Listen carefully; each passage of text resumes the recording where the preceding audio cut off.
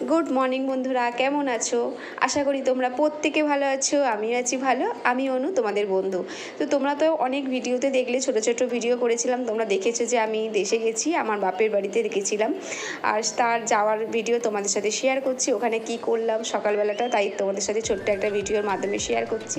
তো উঠেছি অনেক সকালে, প্রায় তখন বাজে 3:30 বেজে গেছে। 3:30 সময় উঠেছি, উঠে এখান থেকে রেডি ফেডি হয়ে একদম বেরিয়ে পড়লাম দেশের উদ্দেশ্যে। মাকে নিয়ে নিয়েছি মাঝখানে, মা আমাদের ওখানে মানিকতলার ওখানে দাঁড়িয়েছিল, মাকে ওখান থেকে তো মানে বাসে করে নিয়ে নিলাম।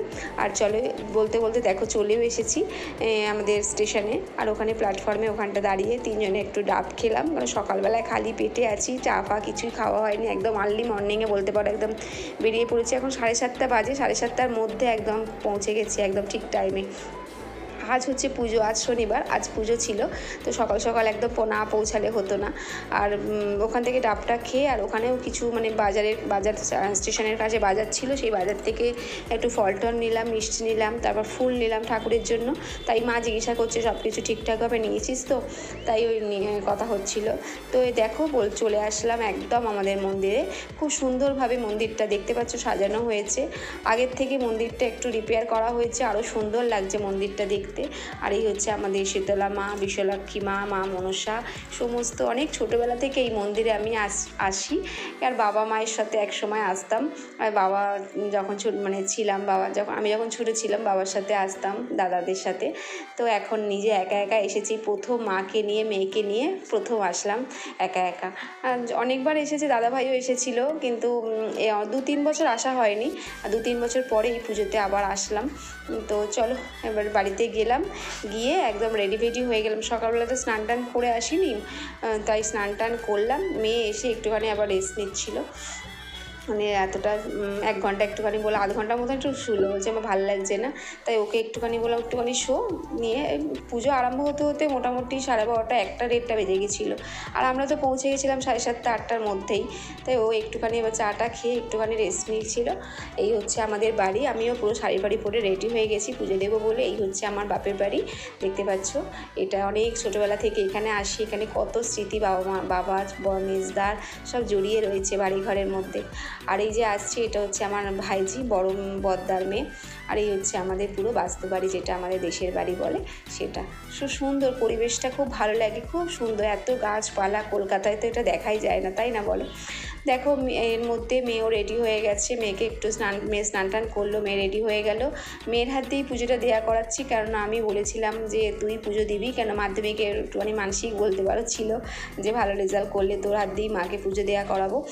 তো এই মেয়েই পুজো দিচ্ছে, সমস্ত জোগাড়পাতি বৌদি করে দিল। এই সামনে যে শাড়ি পরে যাচ্ছে সেটা হচ্ছে আমার বড় বৌদি, আর বড় বৌদি সুন্দর করে রেডি করে দিয়েছে, আমিও রেডি করে দিলাম। ও আর ভাইজি, আমার বড় ভাইজি গেছে পুজো দেওয়ার মন্দিরে, উঠেছে সুন্দরভাবে, ভালোভাবে পুজো দেওয়া হয়েছে খুব মনের মতন করে। আমি যতটা আমার ক্ষমতা বলতে পারো, সব কিছু মিলিয়েই আমি মাকে পুজো দিয়েছি। আর মন্দিরটা খুব সুন্দর ফুল দিয়ে সাজানো হয়েছে। এই ভেতর থেকে না দেখা যাচ্ছে না, তাও একটু চেষ্টা করছিলাম তোমাদের সাথে শেয়ার করার জন্য। এটা হচ্ছে আমাদের বাবা পঞ্চানন্দন যেটা বলে সেটা। আর এখানে মা মনসা অনেক রকমের মানে দেবদেবী আছে এখানটায়। যাই হোক, সমস্ত সুন্দরভাবে পুজো টুজো দেওয়া হয়ে গেল। মেয়েও ভালো করে বললাম একটু ভালো করে প্রণাম করে দেখো। এই হচ্ছে আমাদের, এবারে কি বলো তো, এখানে আমাদের মন্দিরের একটা নিয়ম আছে, যে তোমাদের অনেকেই হয়তো জানো যে এই নিয়মটা অনেকেরই থাকে, যে গণ্ডি কাটার নিয়ম। অনেকে কলকাতাতেও থাকে, আমাদের বড় মায়ের এখানে যখন নৈহাটি বড় মায়ের অনেক জায়গায় তোমরা দেখেছো গণ্ডি কাটা, ঠিক সেম এখানেও অনেকেই গণ্ডি কাটে। অনেকে মানসিক থাকে, অনেকের মনস্কামনা পূরণ হলে গণ্ডি কাটে। আর যারা অনেক ছোটো থেকে দিয়ে আসছে বয়স্করা, তারাও দিচ্ছেন। যাই হোক, এখানে সব আমার চেনা, আমার মেজোমাসির ছেলে গণ্ডি কাটছিল, তারপরে হচ্ছে আমারও অনেক বন্ধুবান্ধব গণ্ডি কাটছিল, আমার ভাইজি গণ্ডি কেটেছে, সমস্ত মিলিয়ে গণ্ডি কাটা হচ্ছিল। আর এখানে হচ্ছে গণ্ডি কাটার পরে এখানে না নিয়ম হচ্ছে কি বলো তো, এখানে ধুনো জ্বালানো হয়, সমস্ত ধুনো জ্বালানো, হাতে মানে মালসায় করে ধুনো দিয়ে জ্বালানো হয়। এটা খুব সুন্দর লাগে, ধুনো জ্বালানোটা দেখতে খুব ভালো লাগে। চারিদিকে একদম মানে খুব সুন্দর আলোয় আলোকিত হয়ে যায়। আবার একটু রিস্কও হয়, রিস্ক লাগে না, রিস্ক থাকে যে কোথাও আগুন ফাগুন লেগে যাবে, এই একটা ভয় থাকে। তবে হ্যাঁ, যত বছর আমি আসছি ছোটো থেকে, কোনো দিন ঠাকুরের ইচ্ছায় এই জিনিসটা একটা অঘটন কিংবা বলতে পারো এরকম কোনো কিছুই হয়নি। সব মিলিয়ে খুব সুন্দরভাবে এই পুজোগুলো হয়, খুব ভাল লাগে। এই যে দেখো সমস্ত ধুনোর যে বলছিলাম সেগুলো সমস্ত আয়োজন করা হচ্ছে। আর এখানে সেই মালসার মধ্যে ধুনোর যা আয়োজন করা হয় সমস্ত সেগুলো করা হচ্ছে। খুব সুন্দরভাবে এই প্রোগ্রাম মানে এই অনুষ্ঠানটা হয়। এখানে বলতে ভয়ও লাগে, আগুনের ব্যাপার তো, যখন চারিদিকে আগুনটা জ্বলে যায় দেখতে তো অপূর্ব লাগে। সমস্তটাই ঠাকুরের আশীর্বাদ। আর অনেক ছোটো ছোটো বাচ্চারাও এই জিনিসটা করে, তাদেরকে নিয়ে বেশি চিন্তা, কারণ ওই আগুন ফাগুন দেখলে তার আমার সামনেই আজকে এবারেই তো একটা বয়স্ক মতন মহিলা বসেছিলেন, তা সে যথারীতি কাঁপছিল, হাত ফাতগুলো তার পুরো ঠকঠক ঠকঠক করে কাঁপছিল। যাই হোক সমস্ত কিছুই ঠাকুরের, কারণ কোনো কিছু হয়নি, সমস্ত কিছু ঠাকুরের আশীর্বাদে সব ভালো হয়েছিল। তো চলো দেখো এই ধুনো জ্বালানোটা, চলো পরে তোমাদের সাথে একটু কথা বলছি।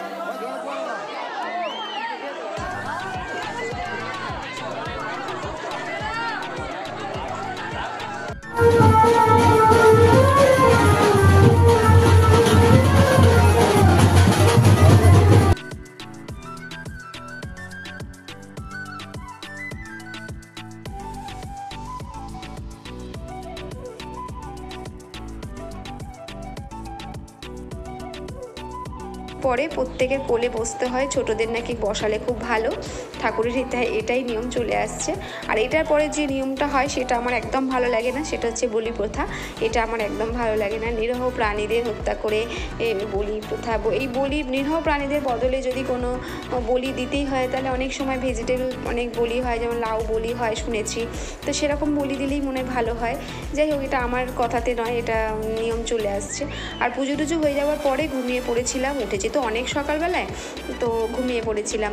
তো দেখো আমাদের পরিবেশটা কেমন লাগছে, বাড়ির সামনে মন্দির, চারিদিকে গাছপালা, তোমরা কিন্তু কমেন্ট করে জানিও কেমন।